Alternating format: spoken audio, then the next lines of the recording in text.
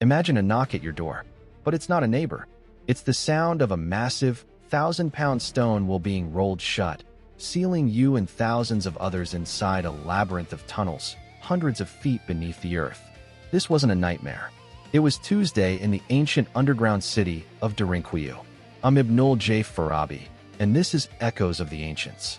In 1963, in the heart of Turkey's Cappadocia region, a man was renovating his home. He knocked down a wall in his basement and found a dark, mysterious passage. That passage led to another, and another, until archaeologists realized he had stumbled upon one of the most astonishing discoveries of the ancient world, an entire subterranean city, carved by hand from the soft volcanic rock, capable of housing up to 20,000 people. And it wasn't alone. Derinkuyu is just the largest of hundreds of such underground refuges. But who built it? And more importantly, why would an entire civilization choose to live in the dark? The why is a story written in fear and geology. Cappadocia's landscape is otherworldly, famous for its fairy chimneys. But that soft tufa rock, so easy to carve, made for terrible natural defenses above ground. For centuries, this was a crossroads, and with crossroads come armies. From the Phrygians to the Persians, from Alexander's successors to Arab invaders, the surface was a dangerous place. So the people, likely starting with the Phrygians around the 8th century BCE, did something extraordinary. They went down. They didn't just dig a hole to hide in. They engineered a vertical, multi-level metropolis. And that's where the story gets truly fascinating. This was not a grim bunker. This was a fully functional city. Let's walk through it together in our minds. You'd enter through a hidden courtyard, perhaps through a stable, and then descend. The first levels were for public life, stables for livestock, wineries, kitchens, even a missionary school. The walls still bear the soot from their oil lamps.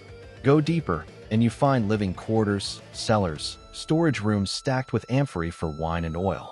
And deeper still, the sacred spaces, a simple, profound cruciform church carved into the stone.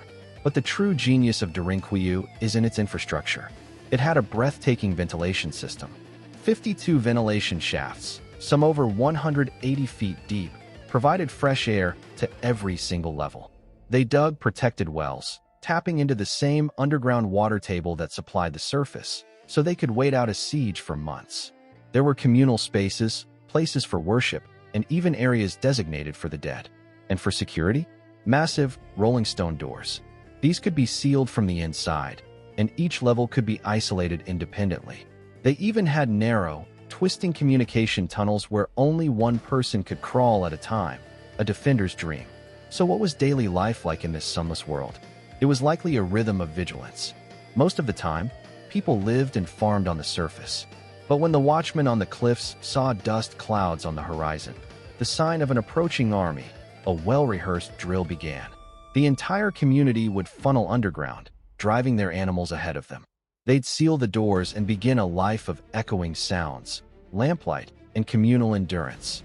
The air would be filled with the smells of cooking, the sounds of livestock, the whispers of children, and the prayers of the faithful in the rock-hewn chapel. It was a life of profound adaptation, where survival depended on absolute cooperation and the silent, breathing rock all around you. Standing here in New York, a city that constantly reaches for the sky, I'm humbled by a people who found their safety, their community, and their resilience by going deep into the earth. Derinkuyu isn't a monument to kings or conquests. It's a monument to the ordinary family, the farmer, the winemaker, people who refused to be victims of their geography. They reimagined it. They turned vulnerability into a fortress, not by building walls up, but by carving a world down. In their whispering walls, we hear a powerful echo that home isn't always a place in the light. Sometimes, it's the sanctuary you create together in the dark. This has been Echoes of the Ancients. Our stories are crafted for you by Light Knot Studios. Find more at https://www.lightknotstudios.com.